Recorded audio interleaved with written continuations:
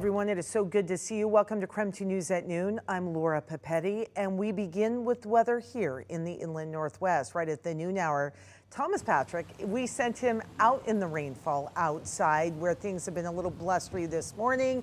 Lots of rain coming down in certain areas, including here on Spokane South Hill. Thomas, what do you know for later today and beyond? Yeah, it's definitely going to keep on raining just like this. And I know we're pretty hardy people in the Pacific Northwest, so the umbrella is not a common sight, but definitely need it. Otherwise, I'd be soaked by the time I come back indoors. The rain has been coming down constantly for the better part of 3.5 hours here in Spokane. It's been raining almost non-stop across northern Washington all day for today. So here's the latest on Doppler radar behind me. Again, steady rainfall. We would call this somewhere between light to moderate. It's not a torrential downpour. It's not raining sideways. It is just coming down and down, minute after minute, with no sign of slowing down since things look like they're coming out of the north and just rotating and spinning towards the south and southeast. Now, for northern Washington, it has been raining since last night, and it had been near 12 to 18 hours of straight rainfall. So certainly the rainfall totals adding up, finally starting to see some clearing across Ferry County as well as Okanagan County. But these are the regions that remain under flood advisories. That means poor drainage areas or flood prone areas might be susceptible to flooding for today just because of the raw amount of rain, and it likely will continue through this afternoon. In fact, these advisories are all the way until 5 o'clock tonight, and it's going to keep things cool for today. There's your current temperature at 56 degrees. A little taste of fall in the air. Now, this is not going to last all week long. We'll show you when this rain is expected to come to an end later on today in just a couple minutes. Thomas, thank you very much. And this afternoon, a fire burning near Orofino is fully lined. This is according to the Clearwater County Facebook page. Despite being surrounded by a dozer line, the fire is still considered 0% contained and burning about 50 acres. People living in the Wixon Heights neighborhood were told to evacuate last night, but are now being let back into the area. Clearwater County Facebook page confirming that 6 buildings were lost in the fire, and how it began is still under investigation at this noon hour.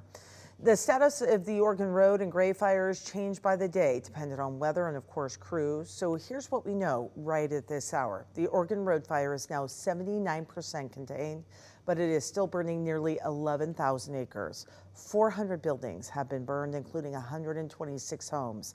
The Gray fire burning near Medical Lake is now 90% contained. So far, the fire has burned just over 10,000 acres and an estimated 259 buildings. Level 1 and 2 Be Ready evacuations do remain in place at this hour. Also in North Idaho, the Ridge Creek fire has been burning in Kootenai County for nearly a month now. And this week, a firefighter was hurt while working on the fire. Officials with the Idaho Panhandle National Forest saying a falling tree limb is responsible for the injuries. Level 1 Be Ready evacuations remain in place for those living in what's called the Bunko area. The fire has burned more than 4,300 acres as of the last update, is now 45% contained. All right. As we continue to see evacuation notices lift, people are returning home to clean up what is left behind. During a community meeting last night, Spokane County officials went over the steps that folks who live in those areas need to take to safely remove debris. The first thing people need to do is get an asbestos survey. As it comes back negative, or as if it does indeed come back negative, property owners will need to show proof when they take the debris to the landfill. If it comes back positive, a certified asbestos abatement company is required to conduct the cleanup. Spokane Regional Clean Air says even if a home was recently constructed, asbestos could still be present in building materials. You can get it in your lungs. So it's a concern for yourselves, it's a concern for us, the garbage guys that are transporting, and it's also a concern for the landfill. Over the next 2 days, assessment teams will be visiting hardest hit areas, collecting information to get more state and federal resources. You can find more information on asbestos testing and debris removal on SpokaneCleanAir.org.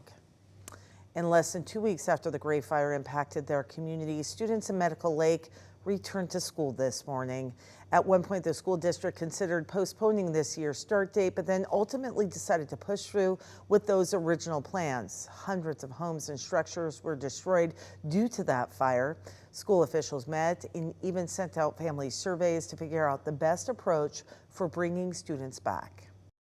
For some kiddos, getting into the normal of learning and math and reading are absolutely, you know, the way that they need to process and deal with what's going on. But for others, they're going to need some more kind of those social emotional type supports.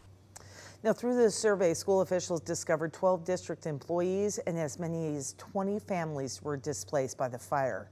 If any student is not ready to come back, school officials say they will meet with them where they are, and that includes transportation, emotional support, and helping them through the process of getting back when they are indeed ready to return. Hard days for a lot of those folks. All right, covering North Idaho, the results are in today from Idaho's August 2023 election. People living in the Nez Perce, Lewis, and Clearwater counties voted on a supplemental levy for Joint School District 171. Right now, about 55% of voters are in favor, with 44% against. If the bond passes, the majority of the $2.6 million would go towards salaries, with all staffing positions covered. And in Bonner County, voters voting on whether or not to recall 2 school board members, including Keith Rutledge and Susan Brown.